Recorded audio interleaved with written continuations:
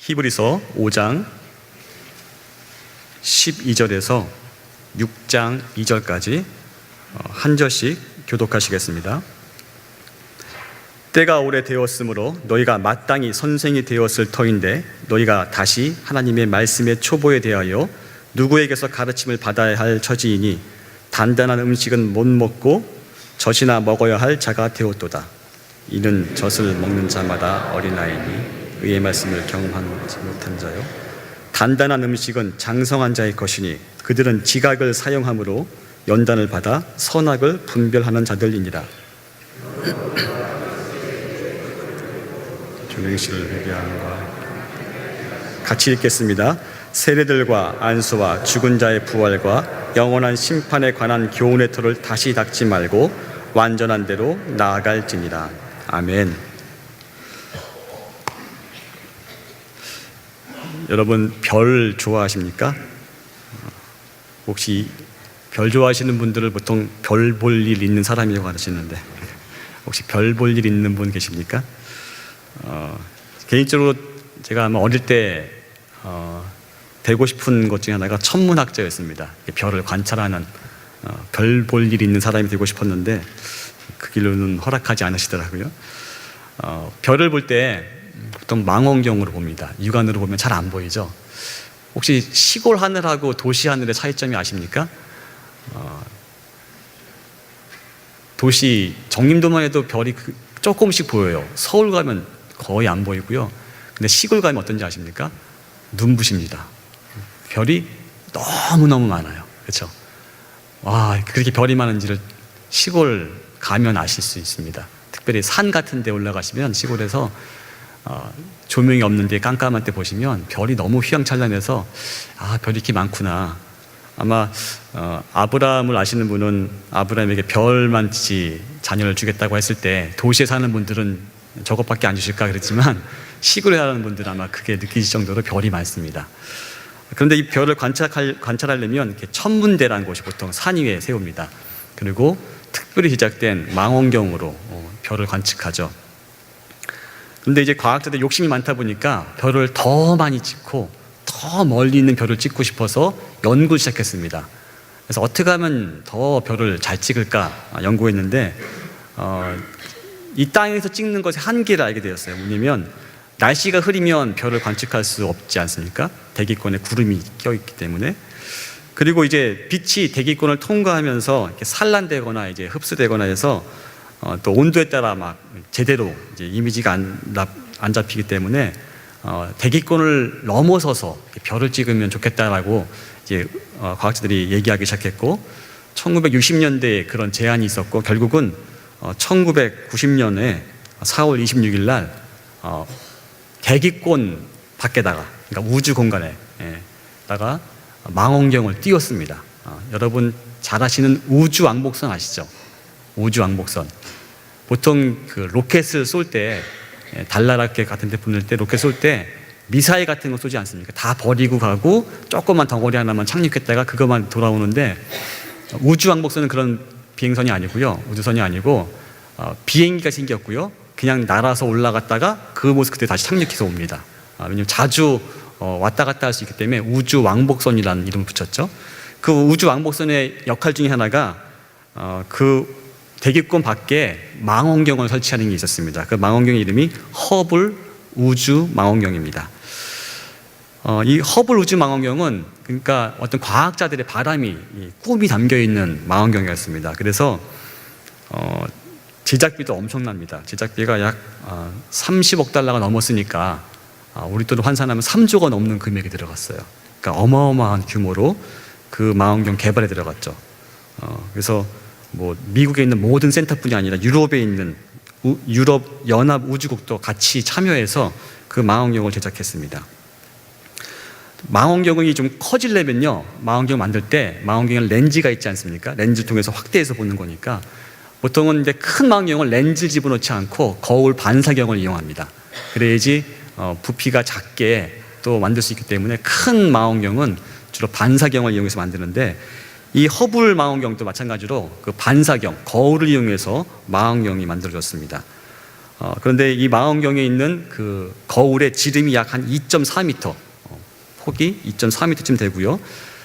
그 표면이 어때야 될까요? 아주 매끄러워야 돼요. 잡티 하나 없어야 됩니다. 얼마나 섬세해야 되냐면 머리카락의 1만 분의 1 정도의 흠집이나 뭔가 이렇게 어떤 균열이나 문제가 있으면 안 돼요. 그러니까 흠이 전혀 없어야 되는 거예요. 그러니까 머리카락 하나만 떨어지면 심각한 문제가 발생하는 거죠. 그렇게 아주 정교하게 만들어져야 됩니다. 그래서 그렇게 만드느라고 오랜 시간이 걸렸고 많은 비용이 들어갔습니다. 그래서 결국은 1990년 4월에 이 허블 망원경이 우주왕복선에 실려서 아주 역사적으로 그 대기권 밖에 띄워졌습니다. 첫 번째 영상이 왔는데요. 한 달 뒤에 실망이었습니다. 지구에서 찍은 거와 별다를 바 없는 흐린 영상이 나왔어요. 그래서 왜 그런가 연구를 많이 했습니다. 이 허블 망원경은 전 세계에서 가장 뛰어난 과학자들이 만드는데 불구하고 그런 어떤 실패가 있다는 것에 대해서 참 실망도 컸고 언론에서 많이 이제 문제시하기도 했습니다. 근데 그 원인을 발견했더니 원인이 너무나 어이없는 일이었습니다. 아까 말씀드린 그 유리를 만들 때 유리가 일정한 각도가 돼야지 그 빛을 받아들일 수 있는데 그 각도가 설계된 대로 나와야지, 제작이 돼야지 그 기능을 할 수 있지 않겠습니까? 근데 그것이 설계대로 만들어졌는지 아닌지를 이렇게 평가하는 장치가 있습니다. 그래서 0점 보정기라고 하는데 그 0점 보정기가 오류가 있던 것이었습니다. 쉽게 말씀드리면 자가 틀려버린 거예요. 그 자대로 치수를 만들면 되는 건데 자가 틀려버리니까 어떻습니까? 전체가 다 어그러져 버린 거죠. 참 넌센스 같은, 이런 일이 있을 수도 없는 것 같은데 있어서 결국 허블 망원경을 다시 3년에 걸쳐서 재수정해서 보정해서 결국은 그건 이제 제대로 사용할 수 있게 되었는데 아마 내년쯤 은퇴한다고 합니다. 벌써 90년대에서 20여 년이 지났죠. 이 0점 보정기가 틀려서 그 큰 프로젝트가 잘못됐다. 마치 이런 거랑 비슷합니다. 여러분 몸무게가 많아지는 게 좋습니까? 적어지는 게 좋습니까? 어느 날 몸무게 되려고 저울에 딱 올라갔더니 와 5kg가 줄었어, 할렐루야 이랬는데 봤더니 눈금이 0 조정이 안 돼 있어서 5kg 마이너스 됐던 거였어요. 그런 사건입니다. 그 기준점이 잘못돼서 전체가 잘못된 사건이 바로 이 허블 망원경 사건이었습니다. 이것은 단순히 망원경 제작이나 무게를 측정할 때만 그런 오류가 있는 것이 아니라 우리 신앙에도 0점 조정이 필요할 때가 있습니다. 내가 보기에가 아니라 하나님 보시기에 말씀에 비추어서 초대교회 전통에 따라서 이렇게 0점 조정이 돼야지 내 신앙이 나중 가서 이렇게 큰 문제가 없게 될 것입니다. 그래서 오늘은 좀 재미없으실 수도 있어요. 걱정되는데 초대교회 때 어떻게 그 회심이라는 그러니까 예수님을 믿는 과정을 어떻게 했는지를 좀 나누고 싶습니다. 약간 역사적인 얘기니까 은혜로 들으시면 감사하겠습니다. 신약성경은요 그런 회심의 얘기로 가득 차 있습니다. 회심이란 간단히 말씀드리면 과거의 잘못된 삶에서 올바른 삶으로 돌이키는 이런 의미 갖고 있습니다. turning back 한다고 하죠. 반대 방향으로 돌이키는 것을 회심이라는 원어적인 뜻을 갖고 있습니다. 그러니까 우리가 육신의 정욕, 안목의 정욕, 이 자아를 따라서 죄된 본성을 따라 살던 사람이 예수님의 은혜로, 하나님의 은혜로 돌이켜서 하나님의 뜻대로 자아의 소견대로가 아니라 하나님이 원하시는 대로 돌아서는 것을 회심이라고 할 수 있습니다. 좀 쉬운 말로 하면 섹스, 권력, 돈, 거짓된 자아로부터 돌이켜 하나님을 바라보는 과정을 회심이라고 할 수 있죠. 보통은 이런 회심은 예수 그리스도를 통해서 죄와 자아로부터 하나님께 돌이키는 행위를 말하는데 전도의 과정을 통해서 많이 나타납니다. 초대교회 때는요, 이 회심을 이렇게 가볍게 여기지 않고 아주 중요하게 여겼고, 그 다음에 성서적인 전통을 이어받아서 아주 총체적인 전인적인 사건으로 강조했습니다. 단순하게 믿음, 어떤 이해 이런 차원이 아니라 그들의 삶과 관계에 있다고 보았습니다. 초대교회의 모습은 대충 아시는 것 같이 그리스도인들은요 수시로 핍박과 처형을 당했습니다. 그리스도인이 된다는 것 때문에 자신의 재산에 불이익을 당했고요, 지위와 목숨도 잃었습니다. 그럼에도 불구하고 콘스탄티누스가 그러니까 나라에서 기독교를 공인할 때가 312년인데 이때만 해도 로마 제국의 10% 정도가 기독교인이었습니다. 그러니까 그때 통계를 보면요, 3세기까지 교회는 10년마다 평균 40%씩 증가했습니다. 아이러니하죠, 그렇죠? 재산 뺏기고 지위를 뺏기고 목숨도 잃을 수 있는데 불구하고 꾸준히 성장했습니다. 이 고난과 어떤 그 핍박 속에서 초기 기독교 운동이 어떻게 이렇게 성장을 이어갔을까요? 무엇이 사람들의 마음을 사로잡았을까요? 여러분 한번 상상해 보십시오. 여러분 교회 나간다고 한다면 여러분의 제사를 못 수하겠다, 정부에서. 여러분 교회 나간다고 하면 여러분 직장을 못 다니게 하겠다라고 하시면 여러분 교회 나오시겠습니까? 참 힘든 사건입니다, 그렇죠? 근데 초대교회 때는 그랬습니다. 그런데도 불구하고 그랬습니다. 제가 한 기록을 하나 읽어드릴게요. 초대교회 때 기독교에 대한 적대적인 사람이 있었습니다. 아주 적대적인 비판론자고 아주 싫어했던 어떤 사람의 기록인데, 그 기록을 보면 역설적으로 기독교의 모습이 어떤지 그 당시 모습을 좀 역추적해서 알 수 있습니다. 제가 읽어드리면 이런 내용입니다. 기독교를 비판하는 내용입니다. 평판이 나쁜 집단이었고 신들의 뜻을 거역하고 결집하고 법률의 보호를 박탈당한 범법자들이었다. 하층민 출신의 문맹자들과 천성적으로 불안정하여 사사로운 일에도 쉽게 현혹되는 여자들은 불경스러운 음모자들의 오합지졸을 조직하여 한밤중에 모임을 갖고 종교적인 금식을 하며 비정상적인 식사를 통해 결속을 다지기도 하며 공개석상에서는 침묵으로 일관하지만 은신처에서는 말이 많은 빛을 멀리하는 비밀 집단이다.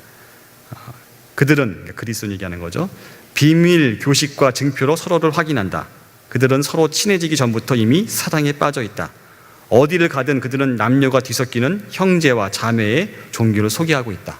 이게 적대적인 분, 이름이 이제 카르타고의 캐실리우스라는 사람인데 전통적인 자신의 삶하고 반대가 되기 때문에 아주 자기의 가치를 침해한다고 생각했고, 그래서 헛소문을 퍼뜨리기 시작했습니다.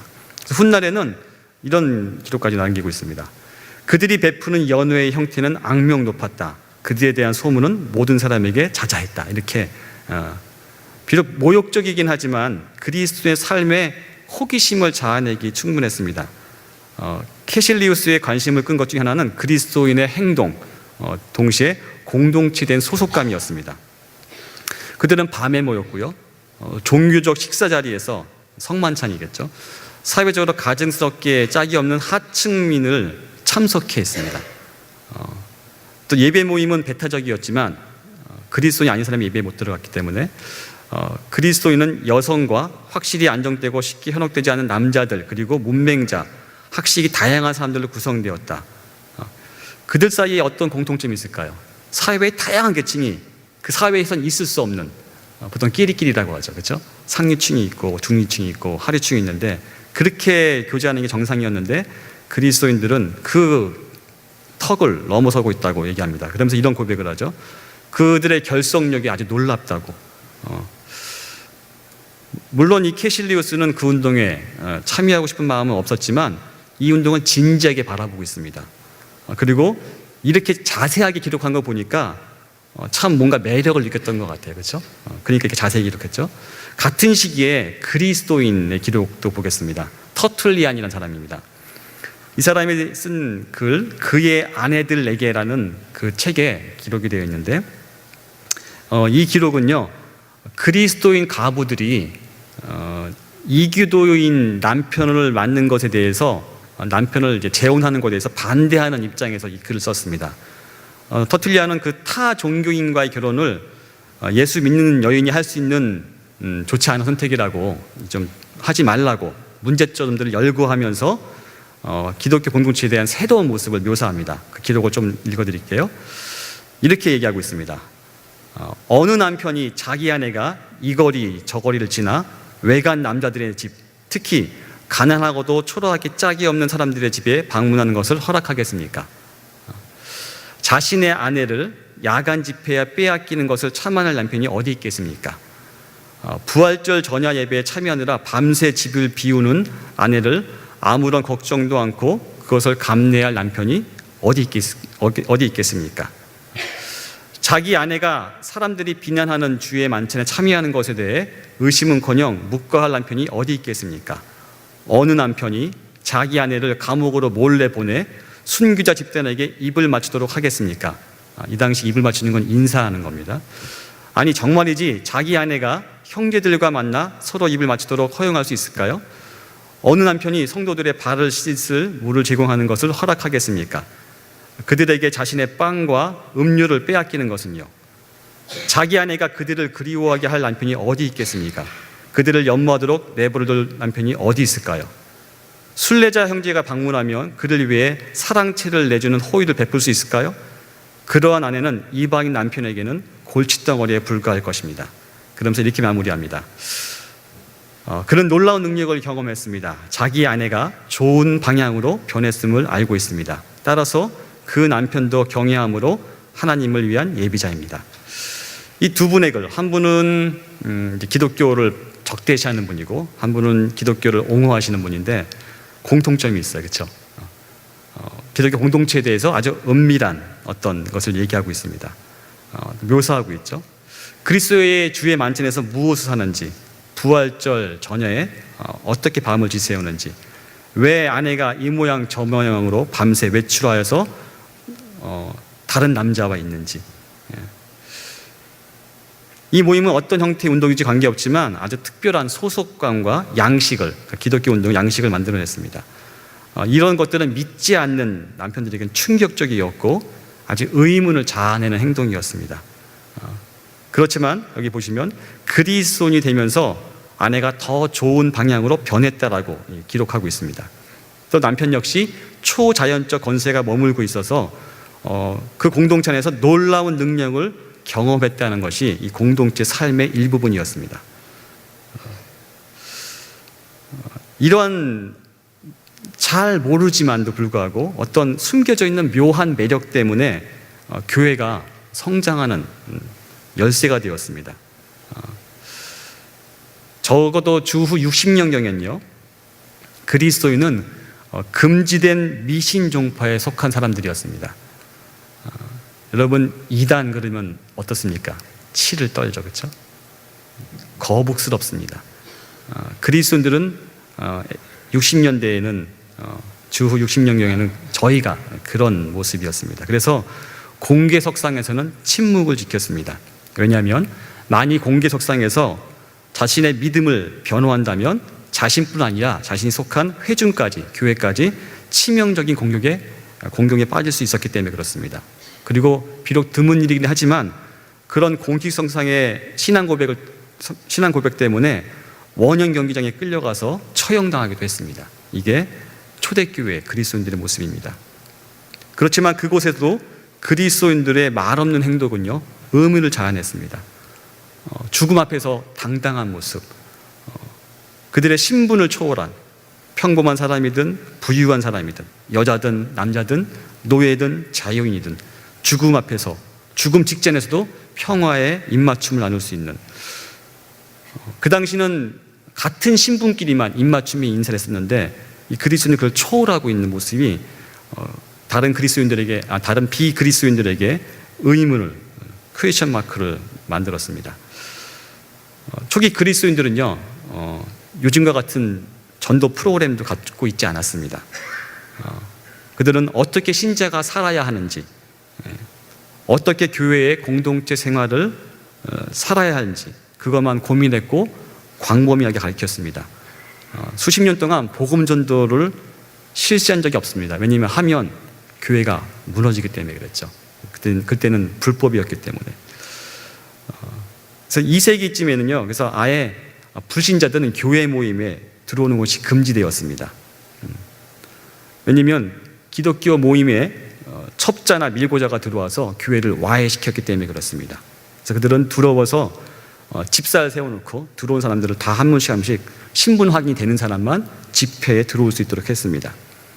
특별히 세례받은 사람만, 침례받은 사람만 예배와 성만찬에 참여할 수 있었습니다. 그러니까 그 당시 기독교 예배는 그리스도인들이 하나님을 예배하도록 준비되어 있는 거죠. 구도자 예배, 저희 같은 이런 커맨시 같은 것들은 이 당시 있을 수도 없는 상황이었습니다. 만약 이 기독교 예배가 복음 전도에 도움이 된 것이 있었다면 이런 것 때문에 그렇습니다. 실제 있는 기록인데요.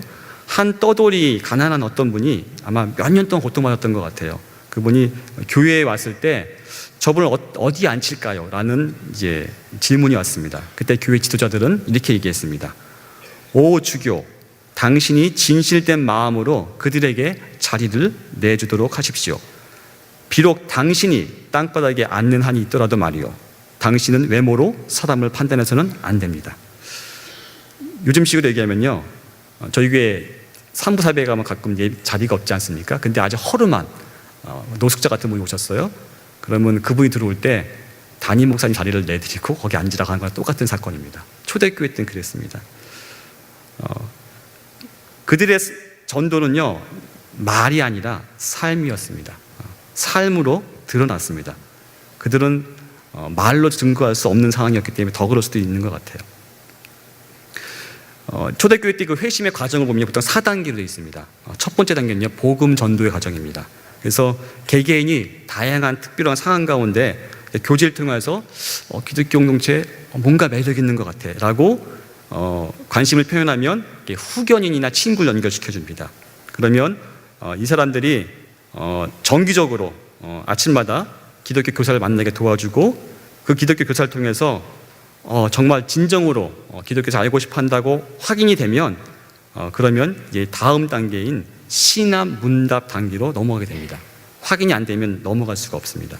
그래서 신앙 문답 단계에서는요, 그들의 옛날의 가치, 또 사회와 맺은 연대성을 뒤로 하고 회심의 여정에 헌신하도록 합니다. 그래서 첫 번째 만남 때는 좀 어려운 시간인데 첫 번째 만남 혹은 정밀 심사라는 시간이 있는데 교사들은 잠재적 예비 그리스도인들에게 답하기 어려운 질문을 했습니다. 그 질문은 어떤 목적이냐면 어떻게 사는 것이 새로운 삶인지, 그러니까 그 기존의 사회에서 살아간 삶이 아니라 새로운 삶을 살기 위한 새로운 종류의 사고방식과 교회 공동체의 가치관이 전통적인 사회 가치관과 어떻게 다른지를 가르쳤습니다. 이 시기에는 전형적인 이방인 아니었지만 그렇다고 기독교 공동체 정식 회원도 아닌 그런 분으로 존재하게 됩니다. 그래서 일주일에 몇 번씩 회심의 과정에 도움되는 가르침을 받았고 회심자의 행동이 변하는 것에 집중되었습니다. 이 기독교 예비자의 행동이 충분히 변화되었다, 삶이 변화되었다고 판단될 때 그 다음에야 교화 과정에 들어갑니다. 이 판단하는 이 과정, 신앙 문답 과정이요, 보통 3년 혹은 5년 걸렸습니다. 왜냐하면 삶으로 드러나야 되니까. 내 이성으로 동의한 정도가 아니라 내 삶으로, 마음으로 고백하고 입으로 시인하는 걸 넘어서 삶으로 드러나야 되기 때문에 그 과정이 길었습니다. 그러면 교화 과정에서 뭐 하냐면 이게 바로 저희가 보통 알고 있는 세대 교육 같은 겁니다. 이 단계에서 신념에 중점합니다. 무엇을 믿는지를 가르치기 시작합니다. 이 단계에 빌어서.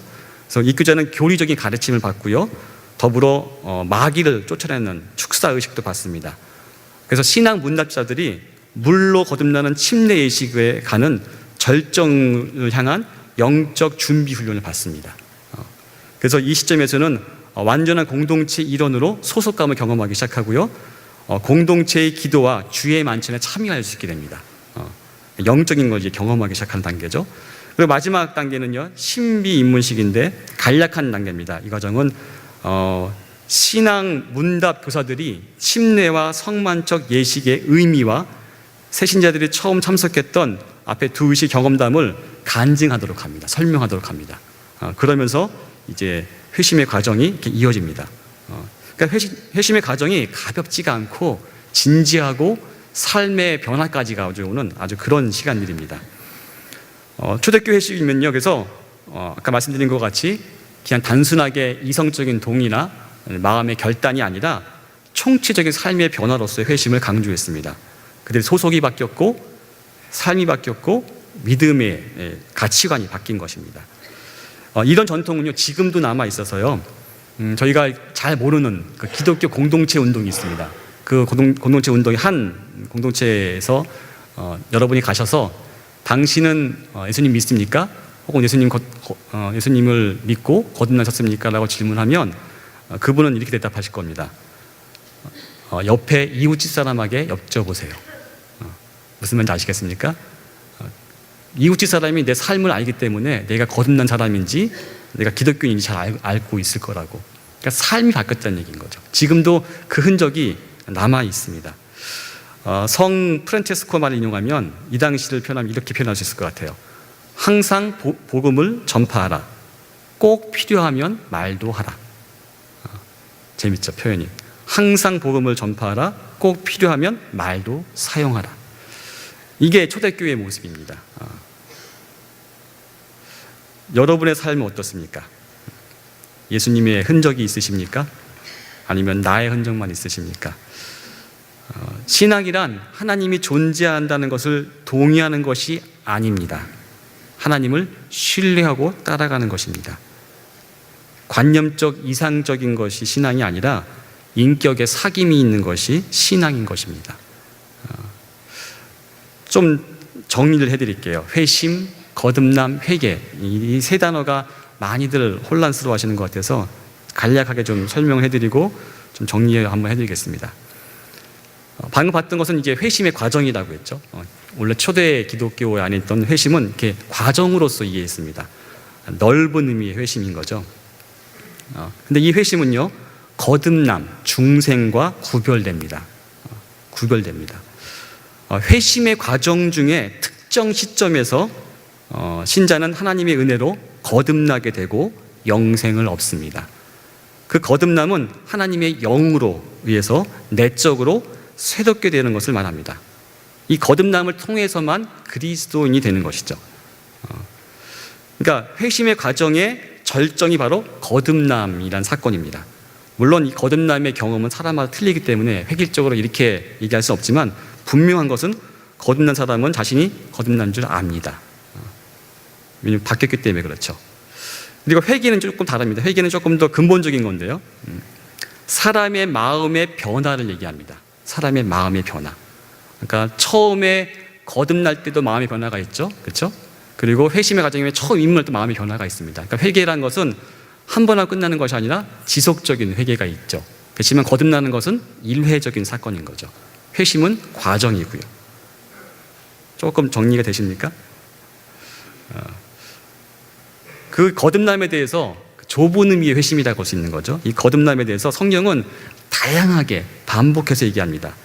구약부터 신약까지 다양한데요. 에스겔 선지자는 어떻게 표현하냐면 이렇게 표현합니다. 돌 같은 마음을 제거하고 살처럼 부드러운 마음을 주어. 그러니까 살처럼 부드러운 마음이라는 표현으로 거듭남을 얘기하고 있고요. 또 새 영을, 또 새 마음을 너에게 주어, 이렇게 표현하고 있습니다.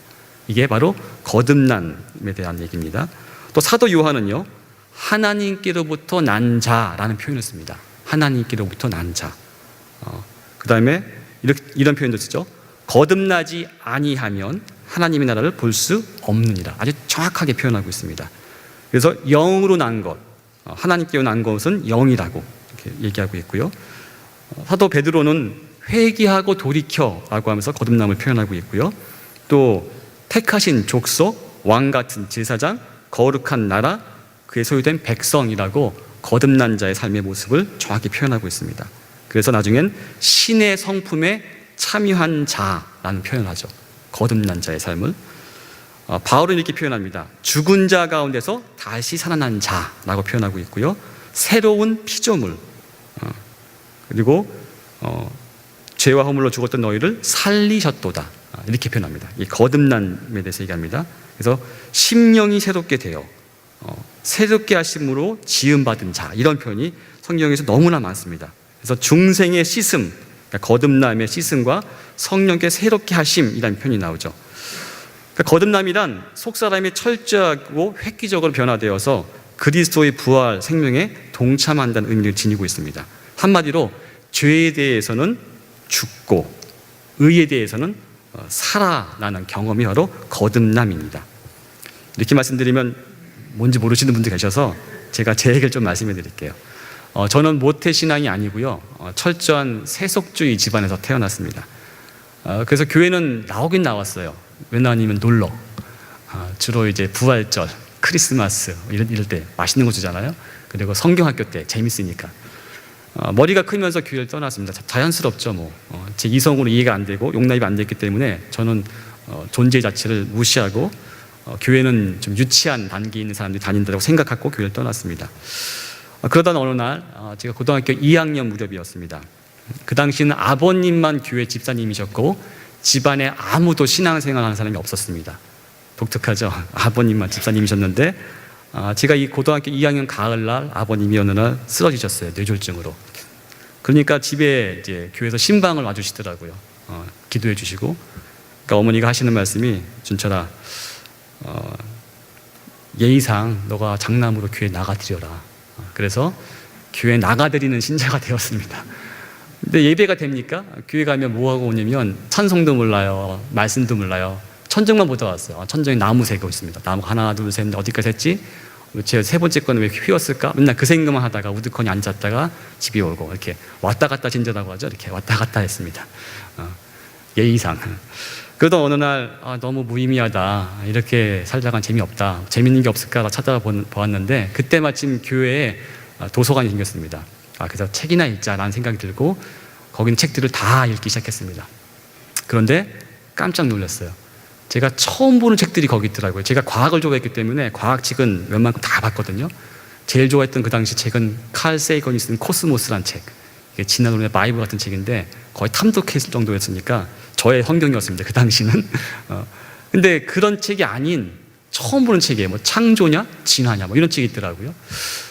뭐 이런 책도 있지? 봤는데 한참 보다가 제가 깜짝 놀란 게 제가 과학을 신앙적으로 대하고 있다는 걸 알게 됐어요. 과학은 과학의 한계가 있는데 과학을 마치 신앙인 양 신봉하고 있는 제 모습을 깨닫게 되었습니다. 예를 들면 진화론에 따르면 모든 것은 우연의 산물입니다.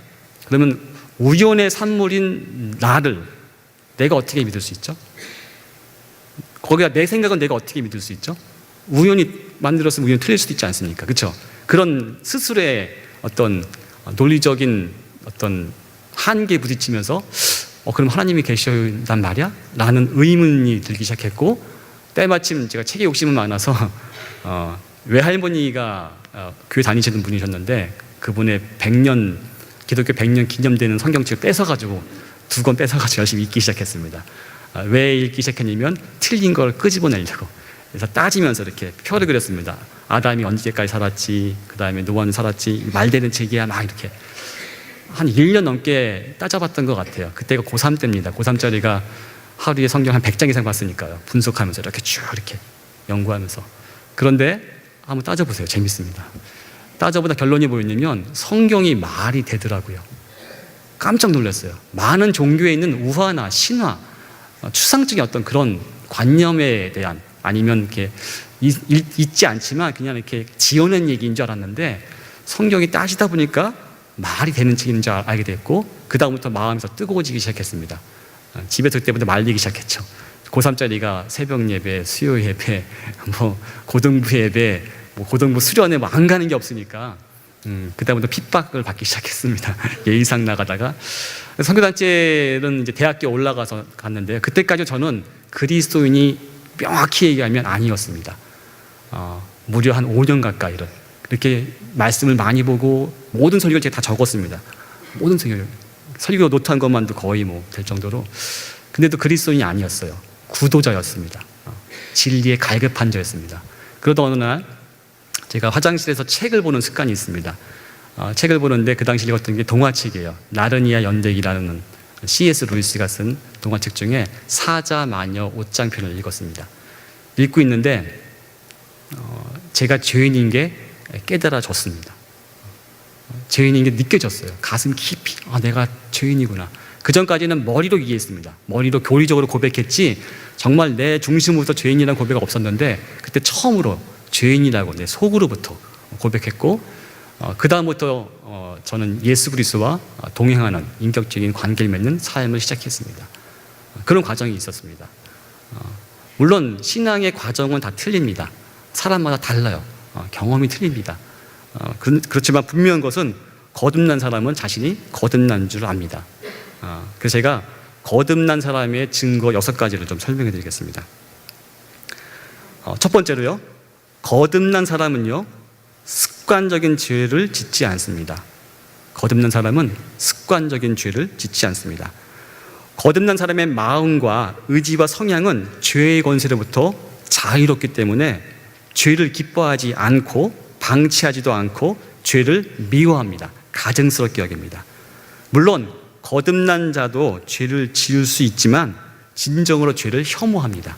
이게 첫 번째입니다. 거듭난 사람은 습관적으로 죄를 짓지 않습니다. 두 번째로 거듭난 사람은 예수께서 그리스도이심을 굳게 믿습니다. 거듭난 사람은 예수 그리스도가 자신의 영혼을 용서하고 구원하실 유일한 구세주이며 인류의 구원자라고 믿습니다. 물론 그도 두려움과 의심에 사로잡힐 수 있고 스스로 믿음이 하나도 없는 것 같이 느낄 때도 있습니다. 그렇지만 절대로 그리스도를 포기하지 않습니다. 거듭난 사람은 예수께서 그리스도이심을 굳게 믿습니다. 셋째, 거듭난 사람은 의를 행합니다. 의를 행합니다. 거룩한 삶을 사는 것이죠. 물론 완전하지는 못합니다. 자신의 불완전함을 겸손히 고백하고 자신 안에 죄의 법이 존재함을 인정하지만 그 죄의 법에 복종하기를 거부합니다. 그리고 꾸준히 하나님을 향한 방향으로 걸음을 옮깁니다. 거듭난 사람은 의를 행합니다. 넷째, 거듭난 사람은 같은 신자, 같은 그리스도인을 사랑합니다. 거듭난 사람은 그리스도의 참 제자를 특별히 사랑합니다. 물론 극악한 죄인도 사랑하지만 동료 신자들과 함께할 때 가장 편하고 세상에서 가장 훌륭한 성도들과 함께할 때 가장 큰 행복을 느낍니다. 거듭난 사람은 신자들을 사랑합니다. 다섯 번째, 거듭난 사람은 세상을 이깁니다. 거듭난 사람은 세상 사람의 견해를 따라가지 않습니다. 세상 사람의 견해를 그들의 척도로 삼지 않습니다. 거듭난 사람은 세상의 방법과 관념과 관습을 따르지 않습니다. 세상을 이기기 때문에 그렇습니다. 마지막으로 여섯 번째요, 거듭난 사람은 주님이 그의 영혼을 지켜주십니다. 거듭난 사람은 자신의 영혼을 주의 깊게 보살핍니다. 왜냐하면 주님이 그 영혼을 지켜주시기 때문에 자기 내면에서 뭐가 일어나는지 알고 있습니다. 여러분 어떠십니까? 거듭나신 분이십니까? 아니면 갈등이 있으십니까? 갈등이 있다고 하시면 지금 주님께서 마음의 문을 두드리고 계십니다. 여러분이 마음을 열고 예수님을 나의 구주, 주인으로 영접하시면 모든 죄로부터 해방되는 놀라운 거듭남의 경험이 있을 것입니다. 회개만 말씀해 드릴게요.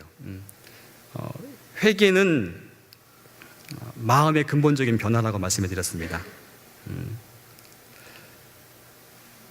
회개는 마음이 근본적으로 변해서 죄에 대한 인식과 죄인임을 고백하는 것이 이제 회개의 시작이라고 할 수 있습니다.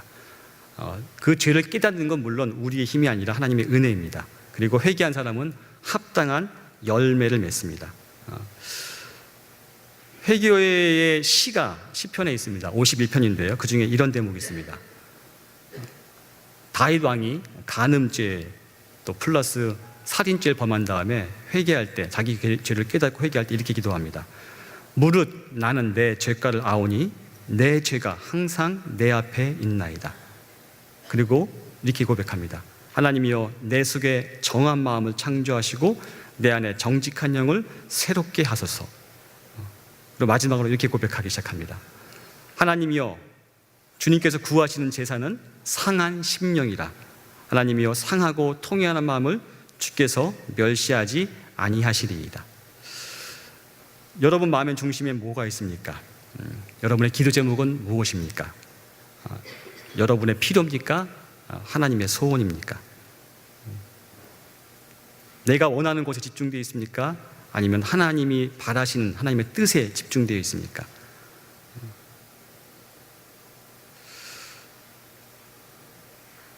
초대교회 때의 사람들을요, 믿지 않는 사람들은 거류민이라고 일컬었습니다. 거류민. 거류민이란 것은 외국의 거주가 허용되었으나 시민권을 갖지 않는 거주 외국인을 뜻합니다. 초대교인들은 자신의 정체성을 거류민과 나그네 같은 자라고 고백합니다. 여러분, 이 세상 가운데서 어떻게 사십니까? 거류민과 나그네 같은 자입니까? 아니면 이 땅의 시민이십니까? 이 땅의 가치관으로 사십니까? 하늘나라 시민의 가치관으로 살고 계십니까? 초대교회의 그 거류민을 어떤 분이 이렇게 표현했습니다. 그리스도인은 자기 나라에서 살지만 오직 거류민으로 삽니다. 그들은 다른 시민들처럼 모든 것에 관여할 권리가 있지만 외국인처럼 모든 것을 감내합니다. 그들에게 모든 외국 땅이 그들의 조국이고 자기들의 조국은 모두 외국 땅인 셈입니다. 우리는 나그네 인생이라고 합니다. 우리의 본향은 이 땅이 다가 아닙니다. 하늘나라의 시민권자입니다. 신앙이란 하나님을 존재한다고 동의하는 것이 아니라 하나님을 신뢰한다고 말씀을 드렸습니다. 그 신뢰하고 있는지 여러분의 신앙의 점검이 필요합니다. 신앙의 0점 조정을 해야 하셔야 됩니다. 이 0점 조정은 내가 거듭난 자인가 먼저 확인하시고, 거듭난 자라고 하신다면 과연 거듭난 자의 삶을 살고 있는가 점검하셔야 합니다. 그리스도인의 이 거듭남의 과정, 회심의 과정은요, 회개로 시작하고 회개로 이어집니다. 처음에는 하나님을 적대시다 하던 자로서 하나님께 돌아가는 회개가 되겠고, 그 다음부터 자기 안에 있는 죄성으로부터 자유하기 위해서, 하나님의 경향으로 살기 위해서 계속해서 싸움이 우리 안에 있습니다. 왜냐하면 우리 안에 성령님이 계시기 때문에 그 성령은 결코 우리 안에 있는 육체의 소욕을 견디지 못하시는 분이시기 때문에 그렇습니다. 이 회개하는 삶을 성경에서는 거류민과 나그네라고 표현합니다. 이 땅은 영원한 고향이 아닙니다. 우리는 거류민과 나그네로 이 땅을 삽니다. 여러분, 거류민이십니까? 아니면 이 땅의 시민이십니까? 우리 잠깐 눈을 감으시고 기도하시겠습니다. 여러분, 거듭나지 않은 분이라고 한다면 예수님을 초청하는 기도를 하시면 좋겠고요. 거듭난 분이라고 한다면 내가 거듭난 자의 삶을, 거류민과 나그네와 같은 삶을 사는지 돌아보시면서 기도하시겠습니다.